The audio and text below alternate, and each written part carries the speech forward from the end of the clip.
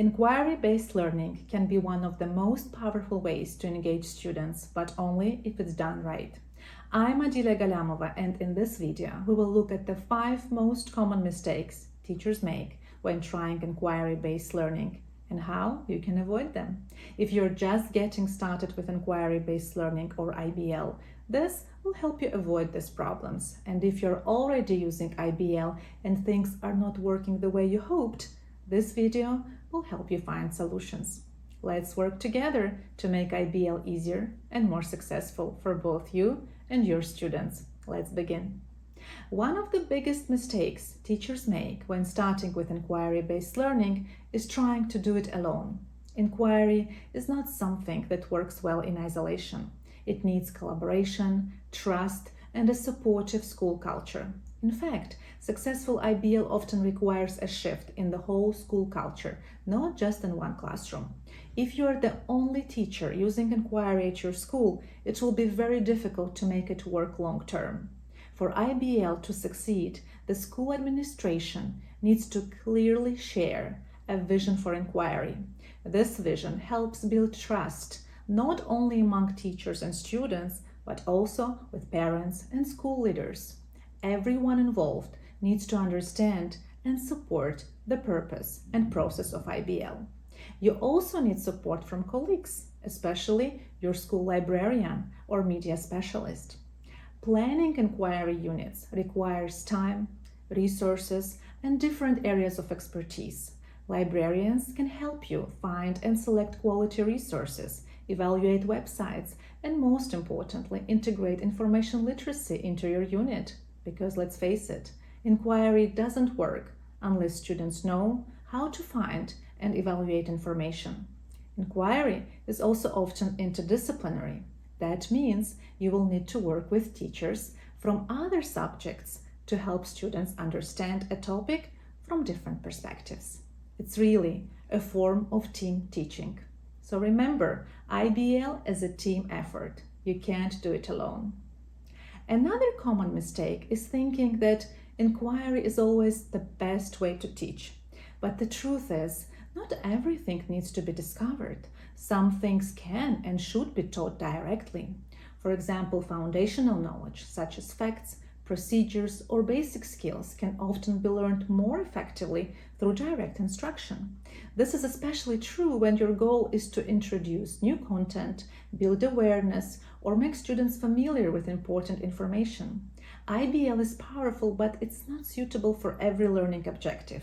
If your goal is to help students memorize names, dates, laws, or formulas, then inquiry may actually take too much time and may not be the best fit. Inquiry is not about collecting random facts. It's about making meaning, understanding concepts, and exploring deeper questions. So it's important to choose the right approach based on your goals. Use inquiry when the goal is deeper understanding. Use direct instruction when the goal is basic knowledge or quick coverage. Another mistake teachers often make is assuming that students can jump into inquiry without any background knowledge. But in reality, inquiry needs something to build on. For students to ask meaningful questions and explore ideas deeply, they need to have some understanding or experience with the topic. If students have little or no background knowledge, their inquiry will likely be shallow or unfocused. We need to ensure that students have a good background in the content area of the inquiry.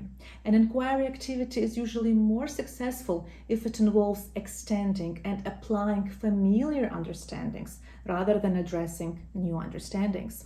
Of course, inquiry should provide opportunities for students to develop new understandings, but the level and sophistication of those new understandings will be enhanced if students begin with a broad background in the content area related to the inquiry.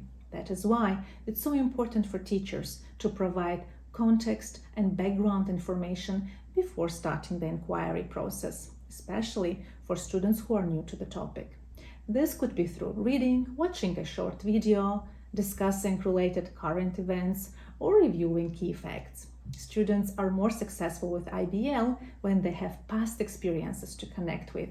They understand the basic concepts of the topic and they are guided to develop authentic, relevant questions.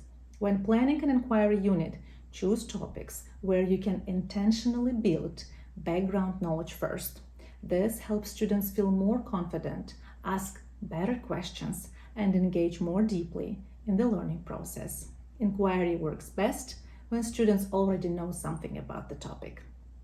A common misunderstanding about inquiry is thinking that it follows a strict step-by-step process like a recipe. But inquiry doesn't really work that way. Yes, research shows that learners often follow a general pattern, both in how they think and how they feel during inquiry. But the actual process is not linear. Inquiry is flexible, messy, and personal. Real inquiry is non-linear, recursive, and often unpredictable. Students may jump forward, go back, revise their questions, or change direction completely. And this is normal and even necessary for deep learning. In fact, experienced inquirers often look back more than beginners. They know how to reflect, adjust, and make sense of what they're learning along the way. As teachers, we need to guide students through the process, but also help them become comfortable with its fluid nature. That means making time for reflection, allowing for shifts in direction, and encouraging students to see that revisiting earlier steps is not a failure, it's a part of how inquiry works. Another big misunderstanding about inquiry-based learning is the idea that teachers just step back and let students do everything on their own. But that's not what inquiry is about. Inquiry is not the absence of teaching. In fact, teaching an inquiry-based classroom is often more active, more intentional, and more complex. As teachers, we play many roles in the inquiry process. We are not just observers, we are motivators, guides, innovators, researchers, models, mentors, collaborators, learners. Inquiry is a shared experience, a back and forth exchange of ideas, knowledge, experiences, and emotions. It's interactive, supportive, reflective, and always evolving. As inquiry teachers, we do things like facilitate conversation so that all students are engaged and learning from each other, promote thinking by asking thoughtful questions, and pausing often to help students reflect and summarize. Guide the learning by pointing out patterns, making connections, or correcting misunderstandings. Provide support when students feel confused or stuck. Challenge assumptions and introduce new ideas or information when needed. We model inquiry skills, help students develop strategies, and guide them through each phase of the process. So remember, inquiry doesn't mean students are left on their own. It means we are actively teaching, just in a more responsive, student-centered way. And if you would like to learn how to teach each stage of the inquiry process in more detail, don't miss my webinar on IBL. Just visit my website to sign up.